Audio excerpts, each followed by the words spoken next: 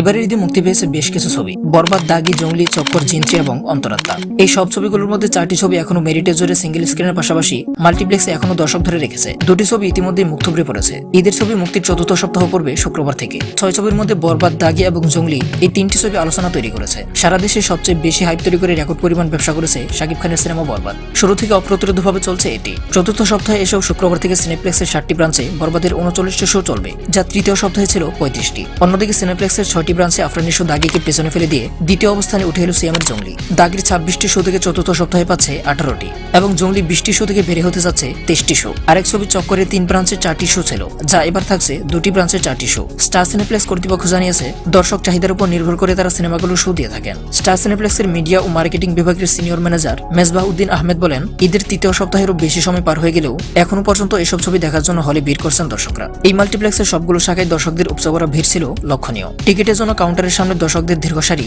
অনলাইনে অগ্রিম টিকিটের চাপ সামলাতে রীতিমতো গলদগর্ম হতে হয়েছে।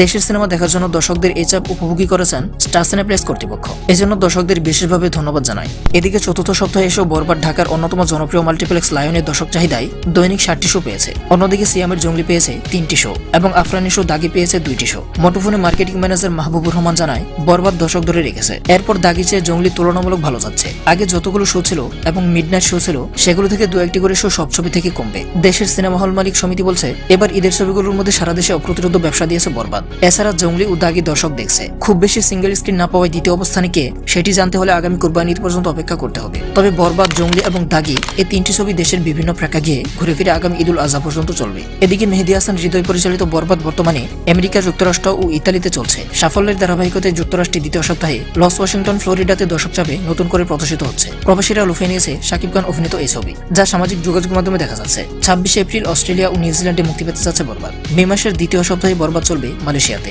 অন্যদিকে শিহাব শাহীন পরিচালিত দাগি ইতিমধ্যে মুক্তি পেয়েছে অস্ট্রেলিয়াতে, যা প্রশংসা অর্জন করেছে। এবার মুক্তি পেতে যাচ্ছে আমেরিকার 15টি শহরে। পাশাপাশি এমরাহিম পরিচালিত সিয়ামের জঙ্গলি 25 এপ্রিল থেকে আমেরিকা, কানাডা ও যুক্তরাজ্যের 25টি শহরে মুক্তি পেতে চলেছে। তো বন্ধুরা, তুমি এই 6টি ছবির মধ্যে কোনটি দেখেছো এবং কোনটি সবচেয়ে বেশি এনজয় করেছো? কমেন্ট করে জানাতে ভুলবে না।